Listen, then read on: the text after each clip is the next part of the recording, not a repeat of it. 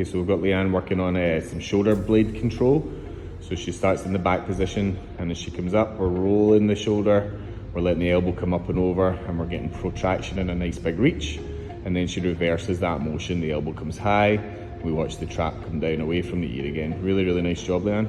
Okay, so up, reach over, let the thumb roll down towards the floor, really stretch through that upper body, and then reverse the motion, down, tuck the elbow in tight and roll the wrist up to the sky.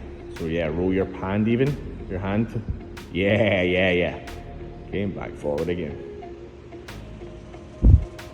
Yeah, nice big reach. Go back down, all the way down.